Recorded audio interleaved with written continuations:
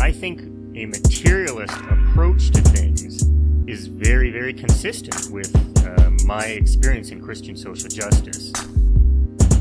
I feel like the deeper I get into anarchist practice, the deeper my faith is getting at the same time. I would hope that, securing means of life for all would be something all people of faith would say, oh yes, that's at the basis of what we believe. Those who are most marginalized know the most about the true, the good, and the beautiful.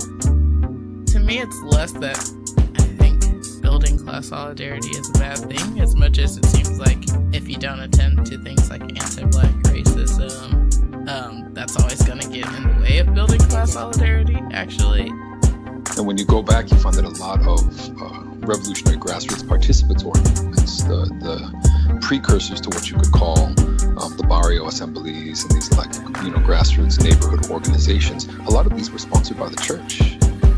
What does it mean to say that the Christian tradition is internally contradictory and there are antagonisms there and you're always being faithful to some aspects and betraying other aspects? Welcome to the Magnificast, a podcast about Christianity and leftist politics, and coming to you live with my co-host, Matt Bernico, I'm here. Whose introduction I've already stolen. It's me, your other co-host, Dean Detloff. Matt, you're here in Toronto. Yep. What's it like for you right now? It feels like I'm free for the first time, free from the yoke of oppression of the United States. We're sitting on Dean's floor recording this, and man, never felt better to be in a truly free country like Canada.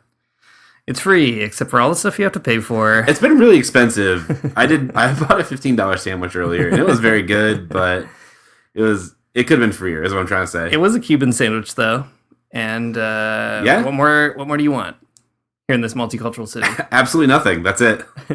It's been a pretty big food week already, actually. We've had Indian food. We've had special roasted coffee. We've had a different roasted coffee in the same day. We've had a Cuban sandwich, and it's only been 2 days. I need to slow down. I need to eat a medicinal salad. Guess what, though? We're not talking about that. We're not talking about Toronto. We're not talking about its food. Instead, we're talking about something everybody loves, and I mean everybody, degrowth, a thing universally loved by all, not criticized by anyone, something that won't make anyone on the internet ever upset. That's right, folks. You might have heard us talk about it before, but we're back again to talk about degrowth because we're really interested in it. And I think there's something cool about degrowth that people are missing. If they are missing it, they're missing it. So stop missing it and get on board. So here's the deal. The world is a very big place, but it's not an infinite place, which is a particular problem for capitalism.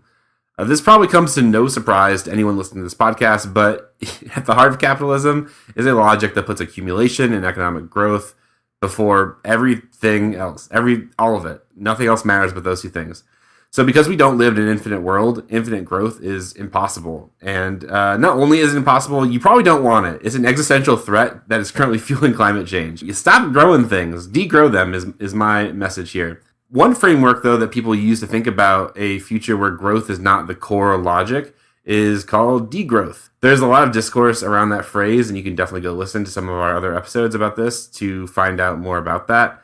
But when we're talking about degrowth on this podcast, what we're talking about is a rearrangement of society that puts ecology and humans above the profits of corporations and billionaires.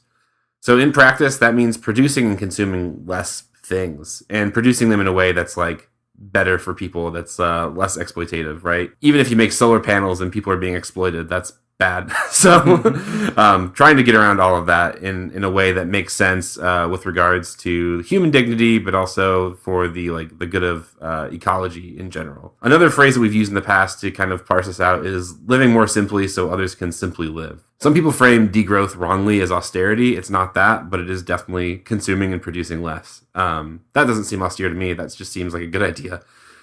All that being said, the left in North America has been sort of slow to pick up on this particular framework. Not all of them, for sure. Definitely there are people who are into this in the United States. But it's not like the talking point that it is in other places, like in Latin America or like in Europe even. Because of some really interesting predispositions that Catholic social teaching has, they're kind of ahead of the curve on this whole thing, which I think is really fascinating. I think even the Catholic social movement in North America is kind of ahead of the curve on this. They're out in front of the left, and the left needs to catch up. I mean, I think it's funny because on the show we talk a lot about like, you know, how much leftist ideas can help people of faith organize for a better world and like, you know, think more deeply about what their faith means or whatever. But in this case, Catholics, they've got it already. They already know what's going on. I mean, not all of them, but like I said, Catholic social movements, they figured it out. So in this episode, we're going to talk about that particular dynamic a little bit more. Like, why is it that Catholic social teaching has an easier time with degrowth than other leftist movements, and how these two seemingly disparate ways of thinking actually fit together pretty well. So the standard Magnificast Reese's peanut butter cup. That's right. We're putting them together, this great peanut butter and chocolate thing. Dean, as a Catholic expert on Catholicism, what's going on here, do you think? Yep. As a resident Catholic on this podcast, I think there's a lot to say about it. First things first, I think that you can make a pretty strong case, and I'm going to try to make it on this show, that Catholic social teaching, the way that the official tradition, even from the magisterium, has tried to think about development and things like that, is kind of already a degrowth paradigm, although it doesn't use that term. So we'll talk more about that, but ever since like the late 60s for sure, and ever since Vatican II, the church has had a particular idea about development that is still developing itself, but I think there's kind of a unique body of literature there that isn't present in the same way in other traditions or on the left either. You know, not to say that Catholicism has a monopoly on it, it definitely does not. And other church traditions have, I think, even like outpaced Catholicism on some of these ideas, like on development and decolonizing development, right? There are some Protestants who are out there doing a great job, but Catholicism is that unique tradition that does have a pope who says a lot of stuff that you have to take seriously, or not. I guess you don't have to, but I'm compelled to. And in fact, it is so potent that the organization I work for, Development and Peace, is a product of popes talking about development. So I think that's a unique piece, at least, to the Catholic Church. Yeah, for sure. I mean, when the Pope says something that I agree with, I also agree with it. So that's great. Exactly. So, all right. Maybe to get us going here, we might as well start with a little bit of context, table setting. So Vatican II, it was a big shift. It was an attempt for the Catholic Church to think through its place in the modern world. And Pope Paul VI, the guy who brought that council to completion and continued to think about it, he wrote a bunch of stuff, some encyclicals, some pretty good labor stuff, you know, things that will make leftists equal parts interested and angry, depending, you know, lots of complicated things going on there. But that's a big piece of this. I think there's two others. The Global South, Catholicism there had really found a voice in the development conversation in the 20th century. And lastly, international solidarity movements like Development and Peace, but lots of others, had really blossomed in the 20th century too. You know, we did an episode on development a little while back, so you can kind of maybe track these trends there. But getting us into the degrowth bit, I just want to start out with a pretty interesting quote from Popularum Progressio, an encyclical Pope Paul VI wrote in 1967. It's like sometimes called the development encyclical. And he said, "Development cannot be limited to mere economic growth." We've already done it. In order to be authentic, it must be complete, integral. That is, it has to promote the good of every person and of the whole person. As an eminent specialist, by which he means this French Dominican priest, Louis Joseph Lebray, interesting social scientist, a development economist, as he has very rightly and emphatically declared, we do not believe in separating the economic from the human, nor development from the civilizations in which it exists. What we hold important is humanity. Each human and each group of humans, and we even include the whole of humanity. So there's more that we can kind of get out here, but I think that's like the beginning of the development manifesto of the Catholic Church, right? Economic growth is not actually the key thing, and we have to think about development in a bigger, broader way. Yeah, I mean, speaking of that development episode that we did, it's not even that different than what Gustavo Gutierrez is saying, right? I mean, Gustavo Gutierrez wants to say it's liberation, and he's right. It is that. But I mean, that's a pretty good like table setting for that conversation, I think, right? It's not even like a hard jump from what's happening there in this like Vatican II era document to, you know, Gustavo Gutierrez. It makes a lot of sense. Yeah, exactly. And I mean, you see even this opening to development discourse at the Vatican taking more radical turns, even in Episcopal conferences like in Latin America, the bishops get really wild with it. So liberation theology is often kind of critically engaging this tradition. And I mean, somebody like Gutierrez will quote Popular and Progressio quite a bit, even to sort of shore up his point. On the degrowth piece, a couple of other interesting quotes from this encyclical. Pope Paul says, increased possession is not the ultimate goal of nations nor of individuals. All growth is ambivalent, which I think is, by the way, a very good point. Yeah. It is essential if humanity is to develop as human, but in a way it imprisons humanity if they consider it the supreme good and it restricts their vision. Then we see hearts harden and minds close, and humanity no longer gather together in friendship but out of self-interest, which soon leads to oppositions and disunity. The exclusive pursuit of possessions thus becomes an obstacle to individual fulfillment and to humanity's true greatness, both for nations and for individual humans. Avarice is the most evident form of moral underdevelopment. I think this is important too. Like Matt, you said, people say degrowth is about austerity. It's really, I think, about having a bigger understanding of what humans do and what they're for. Because at the end of the day, the argument that degrowth people are making is not that, like, you shouldn't have anything, but it's that you shouldn't have stuff that exists purely for the sake of, generating profit. Like, for example, the big story that has been in my mind a lot lately is that, like, Funko Pop is going to, like, dump all these Funko Pops that didn't sell into a big dumpster somewhere, like a huge landfill or whatever, because they can't sell them. And, like, what a completely irrational economy that would produce, first of all, a Funko Pop at all, ever in history, and then secondly, make too many of them, and then thirdly, not be able to sell them to anyone, and so fourthly, in conclusion, throw them in somebody's big backyard. Like, that is a very weird thing that can only happen in a society that is obsessed with growth for its own sake, and I think Pope Paul VI is being like, we should have a bigger idea about economies. Yeah, I think so too, because, I mean, it's such a depressing thing to think about the austerity argument because, well, okay, when people say that degrowth is about austerity, what they're talking about is like, well, I can't buy the things that I want or whatever.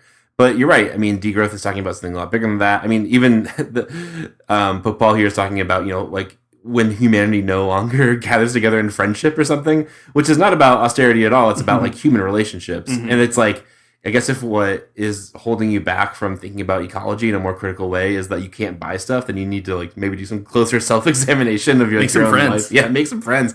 Get a hobby that's not like going shopping. I don't know. Yeah, exactly. All right, one more great quote from Pope Paul, because I think it's important to sort of focus on him.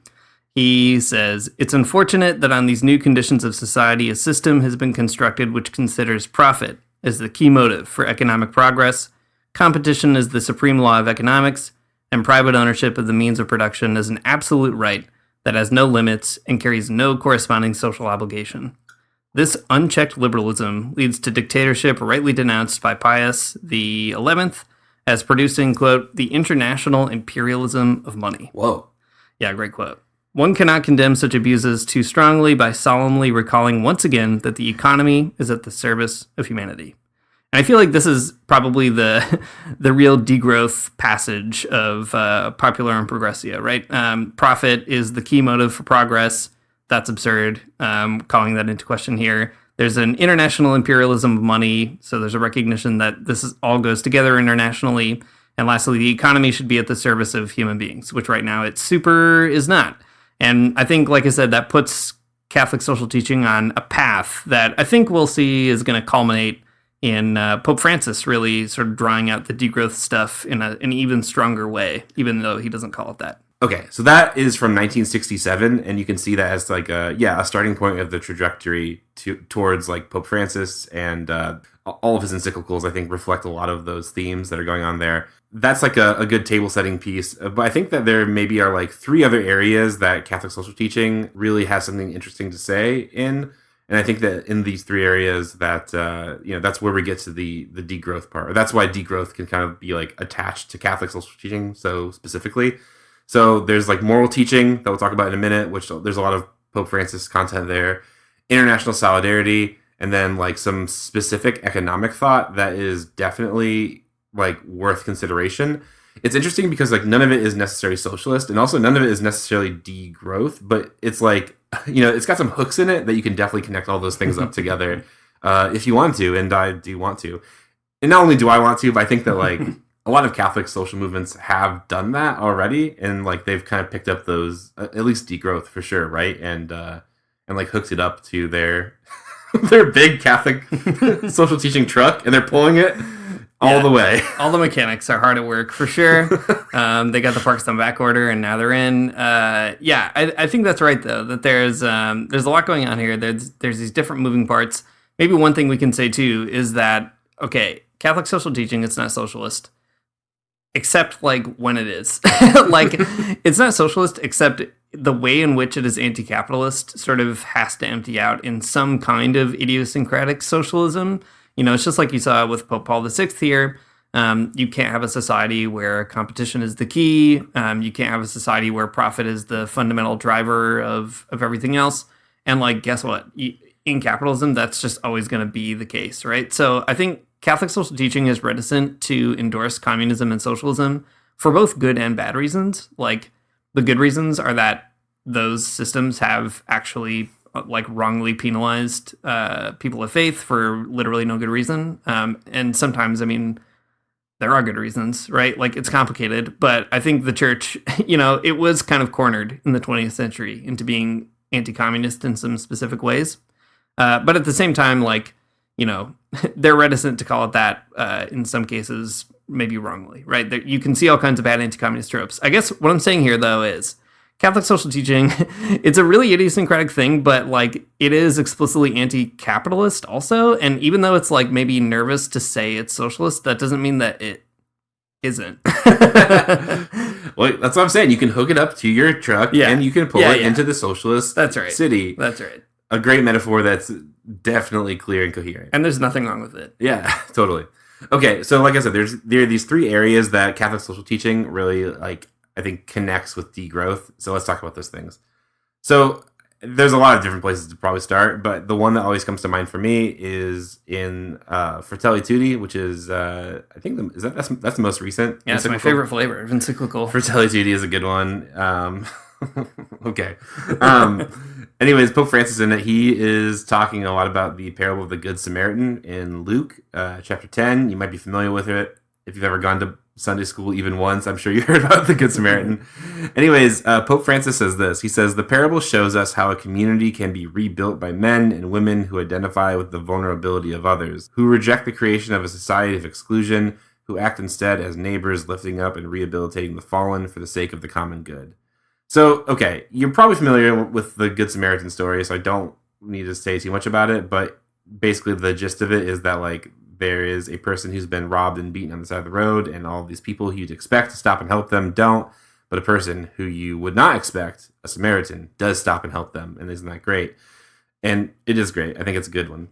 But Francis here is pulling on that to say, that's the moral ethic that Christianity should be giving you, right? The one where you want to rebuild other people who are, who've been injured, who are on the side of the road, like left for dead. You want to like lift them up because it's like good for everybody to do so. And I think there's something that really resonates with like the degrowth thinking there too, because degrowth is, I think we get too weighed down in the like locality of it. Like, what does it look like for my community to be like more like economically viable in terms of degrowth, like where you're producing less. But whenever you're talking about production and consumption, you have to talk about people who like are not immediately next to you or by you, right? Like the people who mine the essential minerals for your cell phone or whatever, they don't live in the United States. They don't live in Canada. They live in Africa or whatever. And if you want to be like the Good Samaritan and think about the people who are like, fallen and left for dead, you have to think about the people who are most affected by climate change, who are most affected by the overproduction of all kinds of other goods, and they don't, necessarily live right next to you. So anyways, like I said, a good place to start, like with the moral thinking, I think, behind Catholic social teaching and like how it does connect to degrowth or how it predispositions Catholic social teaching to like be good at grabbing onto degrowth. Yeah, and I think what's interesting about Fratelli Tutti too is Pope Francis is providing not just a reminder that the Good Samaritan parable exists, but giving it a like structural interpretation, trying to scale up like moral stories that you've heard in Sunday school 1,000 times, like you said, right? It's like the Good Samaritan is a banal story. It's like a story that if you never hear anything else in Christianity, you're going to hear that one. And I think that's also maybe one thing that Catholic social teaching tries to scale up when it's talking about social issues, right? It's going to bring these simple stories or whatever into a bigger context. So Fratelli Tutti is the encyclical on solidarity. We'll get to Laudato Si in a minute. That's the big degrowth encyclical, if you ask me. But what you see in something like Fratelli Tutti is putting that real premium on, trying to structurally think about how you're connected to other people in the world. And like you said, Matt, that is what fundamentally degrowth is trying to do. I think that's also something that's misunderstood by people on the left who get mad about degrowth.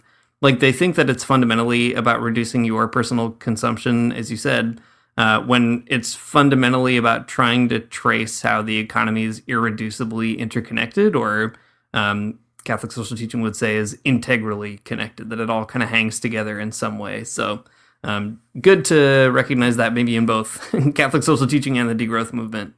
Yeah, actually, I meant to ask you that before we started recording this, but I'll do it right now since we are recording it. So a word that comes up a lot in some of Pope Francis' writing is integral ecology. Is there a specific technical term or definition to that is important to know? Yeah, well, it's actually introduced already in Popular and Progressio, and people talk about it in other ways in Catholic social teaching. But Pope Francis has leaned into the language of integral development pretty hard. In fact, he established a whole office at the Vatican for it specifically. And they do some very interesting things, like the World Meeting of Popular Movements that we've talked about on the show is called together by that dicastery, that office in the Vatican. So it's a big thing. Pope Francis is very into it.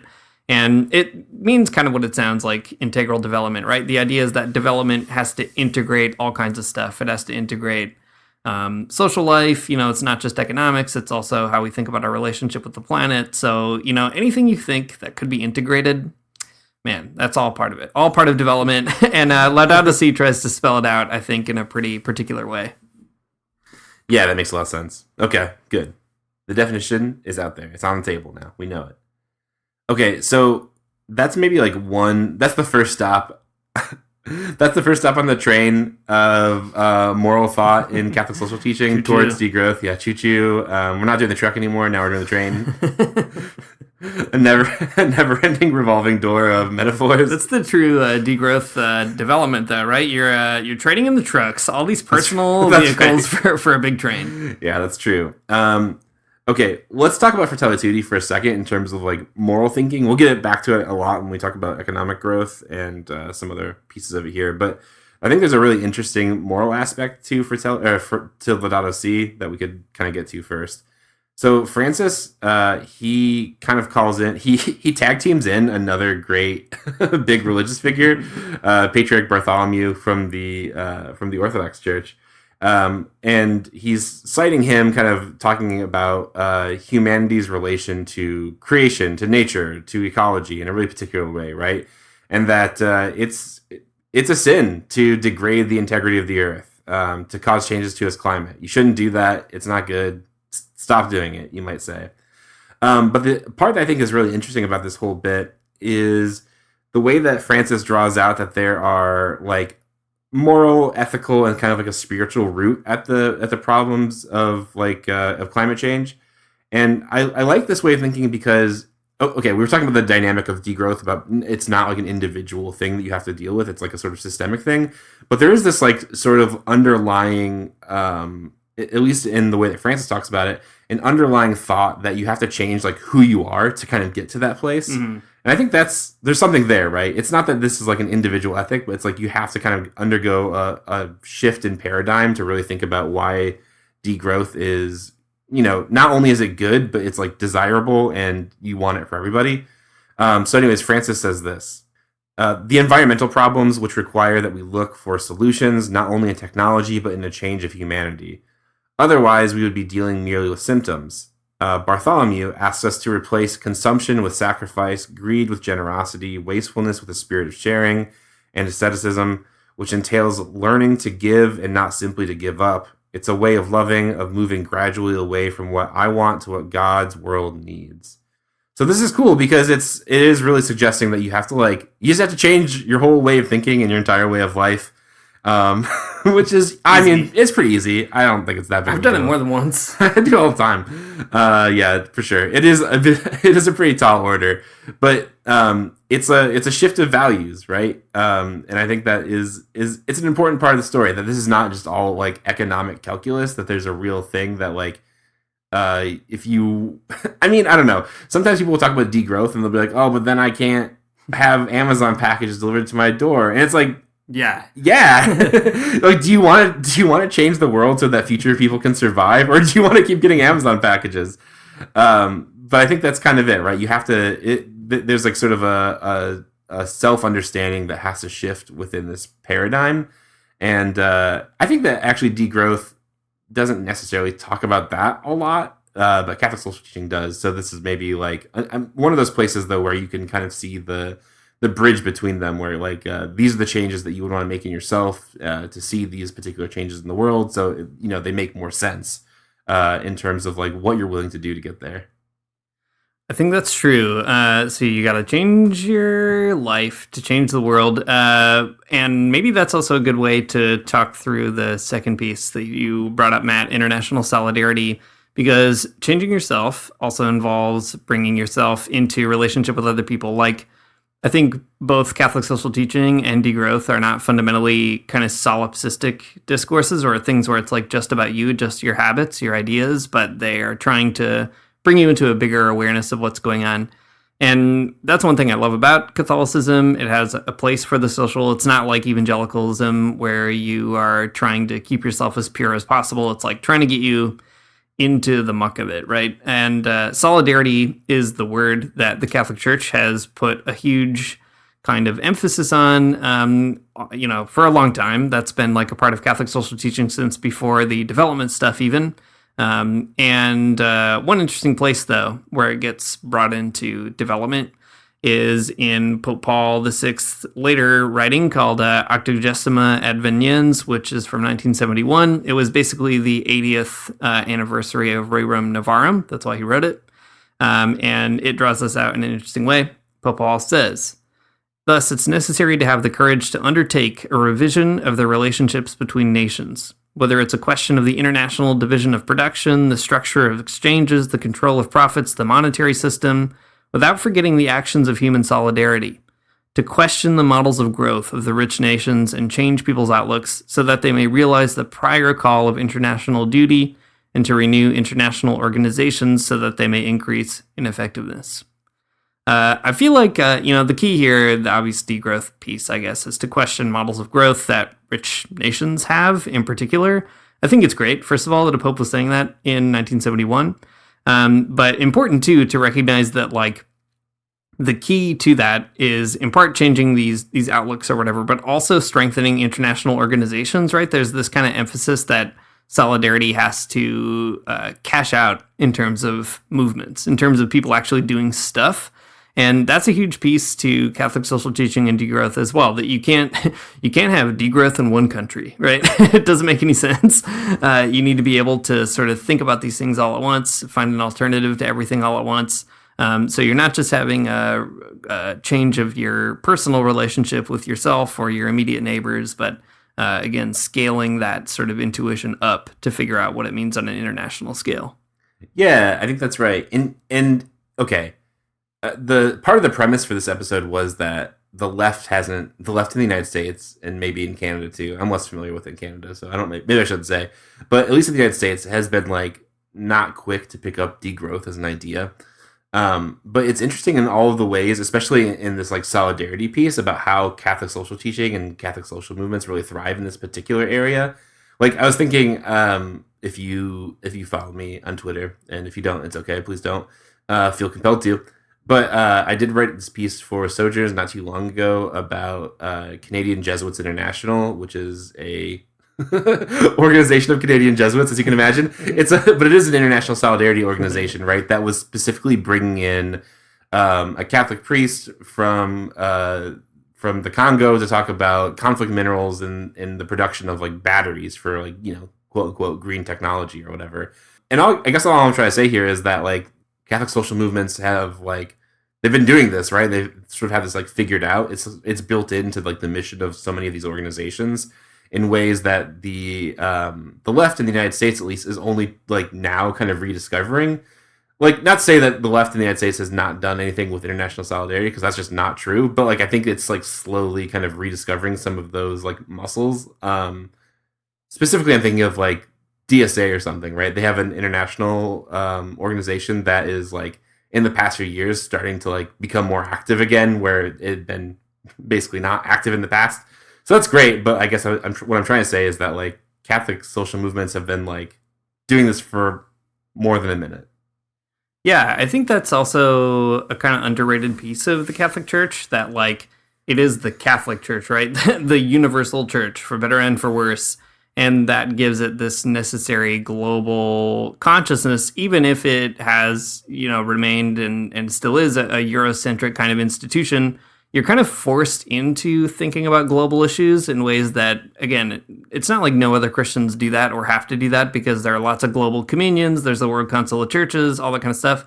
But there's something about Catholicism that compels that, or like draws you into a confrontation even with Catholics in other parts of the world, right? So you get all the people that we like to talk about on this show, liberation theologians, everybody else in the global south theologizing about their circumstances. All that stuff is going to sort of find its way into the Catholicism of the global north one way or another. And since the especially 60s, a lot of these Catholic civil society movements in the global north that were like conduits of information and ideas from the global south, I think they've like remained custodians of that tradition, even when anti-imperialist organizing has like been on the wane on the left. You get this sort of way that Catholics find to like keep the torch burning. It's not like Catholics can create that movement themselves out of thin air, and there are other leftist organizations that have also kept it burning. It's not just Catholics. Like, there's always a handful of people who are gonna protest the U.S. embassy in Toronto for Palestine or Cuba or whatever, like every month. That stuff happens, but there's something about these Catholic movements that it's like it has the capacity to reach a normal person in a way that like a rally outside a U.S. embassy hosted by, some extremely fringe left group is just not going to have. And I think that is a huge advantage to Catholicism as well. It has this kind of reach into parish life, normal life, and it's able to draw people into that global solidarity paradigm in a unique way. Yeah, I think that makes sense, right? Like, these ideas are sort of like structural to Catholic social thinking, and like you said, gonna reach people in ways that your like cool communist self probably just won't. So that's something. Yeah. Let's talk about the last bit here, the economic logic. So I mentioned Catholic social teaching is anti-capitalist. It's not explicitly socialist, although I think it's implicitly so in its own way. But the way that Catholicism has developed its economics, I think, is really interesting. And we're skipping a ton in this episode, leaving out a bunch. I mean, I'm talking about Pope Paul VI, but like John Paul II and Benedict, even conservative as they were, still had a lot to say about growth, critical things to say about it. Like, they didn't deviate from Pope Paul VI on that. And I think now that you get to Pope Francis, you're seeing all that kind of come to a head as well. So I think for this piece on economic logic, maybe it's good to bookend the conversation with Gaudium et Spes on the one hand, which is a Vatican II document, and then we'll talk about Laudato Si on the other side. So starting with Gaudium et Spes, so Vatican II, all these bishops got together in Rome. They talked about how the church should engage the world, and this is the document that's kind of the social one. It is very important. You see it all the time in liberation theology as well. It kind of like opened a lot of doors that maybe hadn't been officially opened before. And in it, it says this: economic development must remain under humanity's determination and must not be left to the judgment of a few people or groups possessing too much economic power, or of the political community alone, or of certain more powerful nations. It is necessary, on the contrary, that at every level, the largest possible number of people and, when it's a question of international relations, all nations have an active share in directing that development. There's need as well of the coordination and fitting and harmonious combination of the spontaneous efforts of individuals and of free groups with the undertaking of public authorities. Growth is not to be left solely to a kind of mechanical course of economic activity of individuals, nor to the authority of the government. For this reason, doctrines which obstruct the necessary reforms under the guise of a false liberty, and those which subordinate the basic rights of individual persons and groups to the collective organization of production, must be shown to be erroneous. Some strong words. Very strong words. And you can see, especially at the end there, them trying to cut this different path between capitalism and the communist bloc, right? There's the guise of false liberty on the capitalist side, and then there's what they call the subordination of individuals to the collective. So I think there's lots to say about that, but maybe for a different podcast. The interesting thing here is that already in Gaudium et Spes, you're getting this critique of growth, right? This recognition that growth is the thing that's driving our society. There were lots of like priests getting sociology degrees at this time and like really thinking through international development and growth that served as experts, consultants on a document like this. So what you're really getting here, I think, is that opening of a conversation about Catholic economics that starts by really questioning growth. Cool. That's the opening of the conversation. Let's fast forward a bunch of years to, I mean, not the close of the conversation. Certainly another point in the conversation, though. Okay, this is from Laudato Si, from Pope Francis. You know and we love him, in 2015. Also talking about economic growth. This is a short piece, though, so just chill out for a minute. Economic growth, for its part, tends to produce predictable reactions and a certain standardization with the aim of simplifying procedures and reducing costs. This suggests the need for an economic ecology capable of appealing to a broader vision of reality. So again, more shade thrown upon growth from Francis, but you can see a similar type of logic, right, between these two, that we should, call that type of growth into question, and maybe expose it for what it is, like a weird governing logic of society, but maybe one that's not necessary. Yeah, exactly. And just to get the other great Pope Francis quote in Laudato Si on the table here so we can talk it through, there's a bunch of places in this encyclical where Pope Francis talks about growth, by the way. We're just pulling out a few, I guess. But the big degrowth section is 193, where Pope Francis says, "In any event, if in some cases sustainable development were to involve new forms of growth, then in other cases, given the insatiable and irresponsible growth produced over many decades, we need also to think of containing growth by setting some reasonable limits and even retracing our steps before it's too late. We know how unsustainable is the behavior of those who constantly consume and destroy, while others are not yet able to live in a way worthy of their human dignity. That's why the time has come to accept decreased growth." I would say degrowth even. Interesting. In some parts of the world, in order to provide resources for other places to experience healthy growth. Benedict XVI has said that technologically advanced societies must be prepared to encourage more sober lifestyles while reducing their energy consumption and improving its efficiency. You heard it here first, folks. Pope Francis says you've got to accept decreased growth in some parts of the world, and I think we just got to say it. Catholic social teaching, it's a degrowth tradition now, and great job, Pope Francis. He did it. He figured it out. Yeah, I think that's good. I mean, I think also emphasizing here, too, that there is like some texture to this, that degrowth in the context of what Pope Francis is talking about, at least, means, degrowth in some areas and not degrowth in other areas. Mm-hmm. There's this really interesting talk that Leonardo Boff gave via Skype that was fun, that I sat in on. And I got to ask a question at the end in the chat, which was a highlight of my life for sure.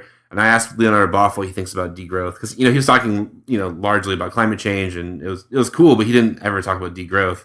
And he said, yeah, degrowth for the global north, that's fine, but different growth for the global south is kind of the point, right? That you don't want the global south to mirror the growth of the global north, and also it would be bad and probably impossible, right? You just need more Earths, more planets. Yeah, a lot more dirt to dig up. So there you go. But I think I guess to me, what's interesting is that like what you see here in across all of these encyclicals, right, is a type of moral thinking that's trying to cultivate a sense of judgment about the world, and it's not giving like the full answer of like, well, this particular type of like anti-capitalist or socialist economy that like limits growth in X, Y, and Z ways. But I mean, like, they're all these people are the popes and not political leaders in the discrete sense or something. But you can see how in each one of these it does make sense to start talking about, like, you read these sentences that we need technologically advanced societies to be prepared to encourage more sober lifestyles. So you have to be prepared to like stop driving so much, or like stop focusing on the destruction of habitats of like apex predators or something. Like it just makes sense that like the next sentence would then be, you have to do this other thing. But of course they don't get there, but you can see how they map onto one another pretty easily. Yeah, I always think, too, that this is a good pathway to think about something like liberation theology in the 21st century. So the way that liberation theology developed in the 20th century was in a critical dialogue with development discourse and also Catholic social teaching, trying to deepen it, expand it, not destroy it, as a lot of people think, and even as the Vatican sometimes thought, but trying to think through its contradictions, discover where it can be, pressed or pushed. And I think that's significant.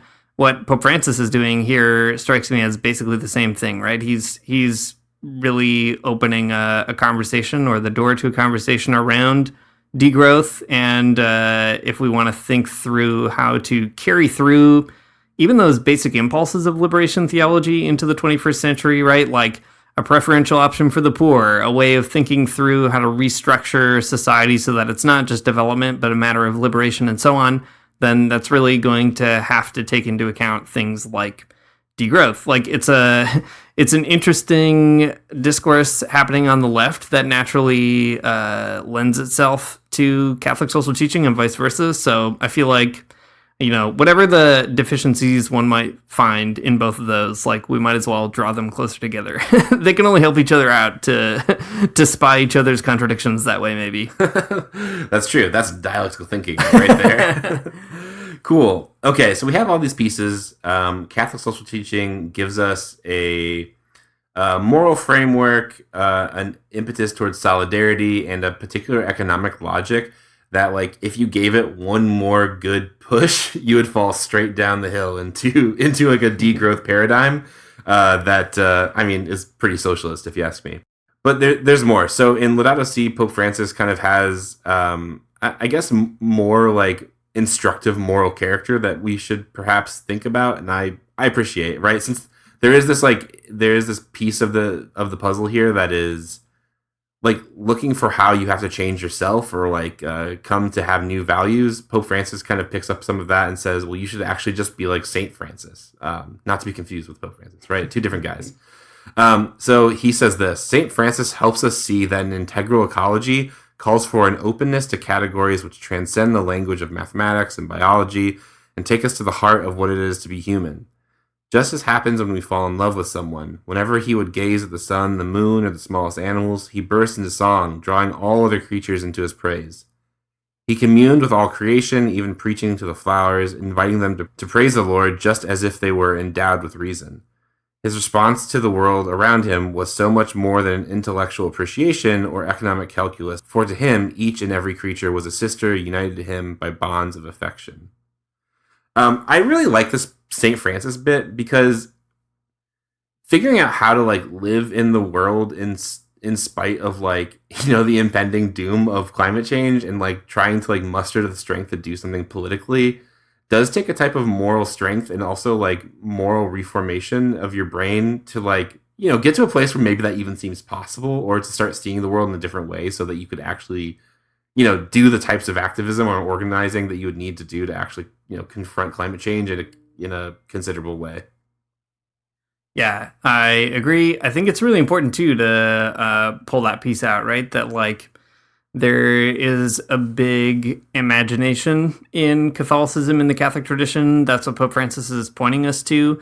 We can draw on a certain saintly vision in Pope Francis or in Saint Francis, but that also gives us a kind of spiritual direction, or like, it encourages us to like find the resources in the Catholic tradition that can still make sense to us now, that can push us forward now, And having that Franciscan vision would necessarily also maybe lead us to a degrowth paradigm. If you see like animals as your siblings or the planet as your sibling, then you should act in such a way that you stop violence from happening to them, right? Like you would to your, hopefully, the siblings that you have in your life, or your neighbor, or whatever else it might be. So, it's, I think, again, bringing together that personal transformation piece and then thinking through how to structuralize that kind of thing, right? What would it mean to have like a structure of society, an economic reality where economic growth isn't the key?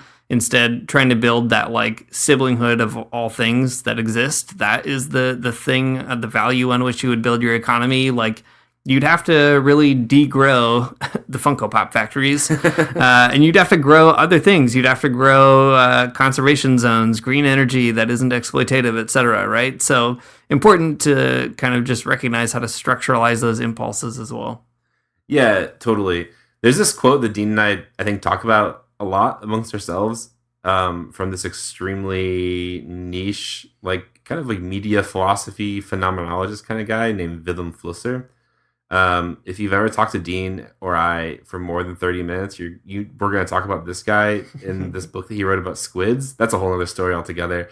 But he has this like really interesting philosophy of nature that is not altogether disconnected from what we're talking about right now. But there is a piece in his writing where he's talking about the ways that like the Darwinian sort of approach to understanding nature and humanity is like fundamentally right wing, because it sort of like makes a hierarchy of species that, humans are at the top and, so on and so on. You know the drill.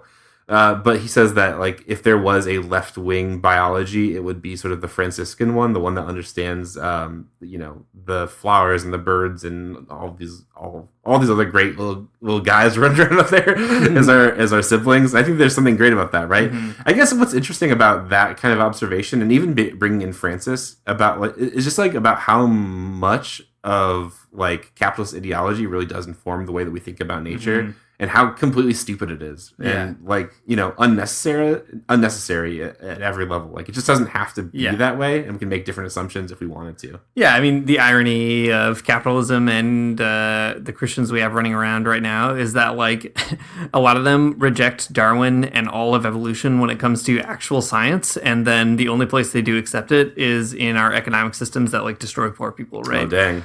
Yeah, that's my big hot take for now.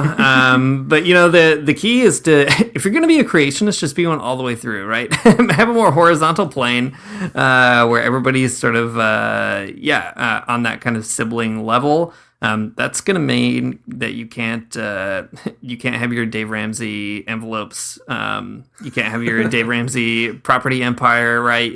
That's not a way of like treating people or creation as a sibling. It's a way of being a Darwinian evolutionist when it comes to the economy. That's very bad. It is bad.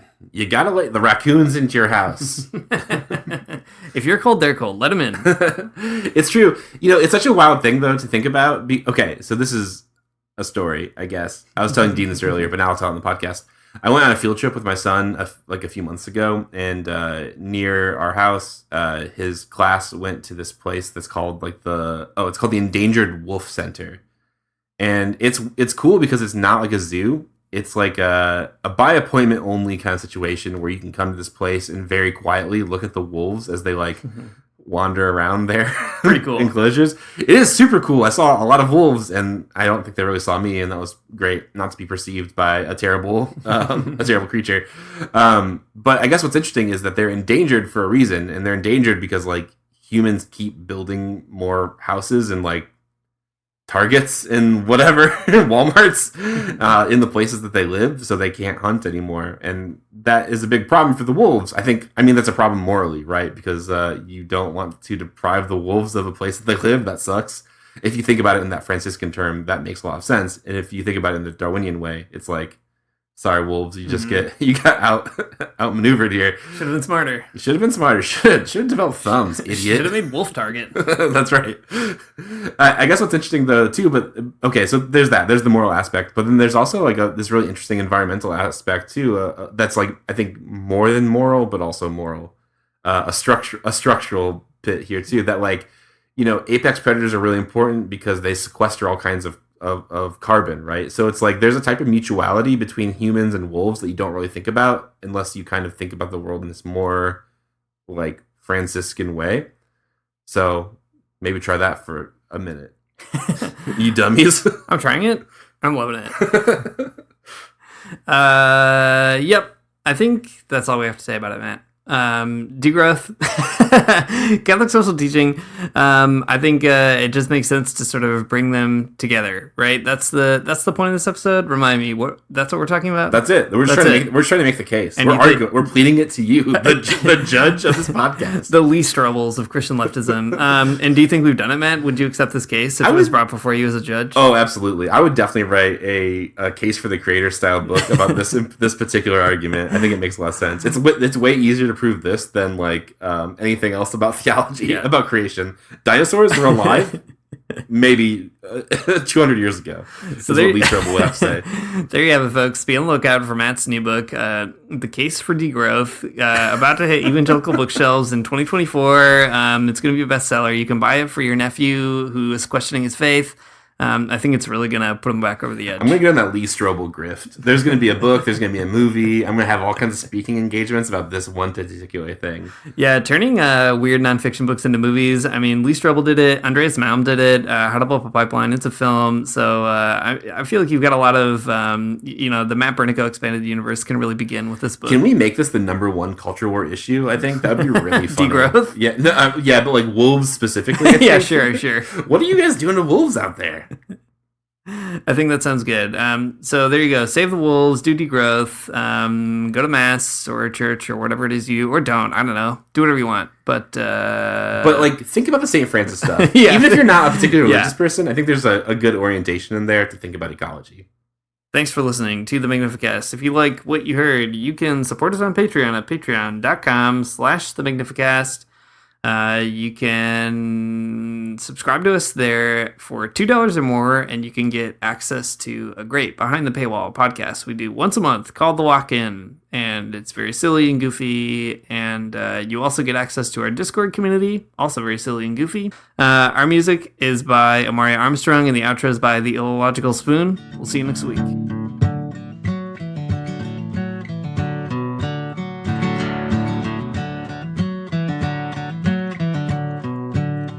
I don't wanna get up for church in the morning, souls alive. Heaven come to earth and there won't be no church. We'll meet down by the riverside. There we'll swim with all creation. Never get tired, never bored. Don't worry, someday there'll be no dam between us and our Lord.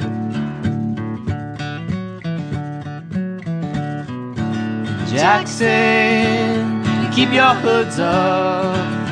Keep your hoods up and you stay up late. In Jackson, you keep your hoods up. Well, you keep your hoods up and you stay up late. Oh, don't mind a cold night, but we might mind if you leave too soon. So come on now, it's still early. At least I would else.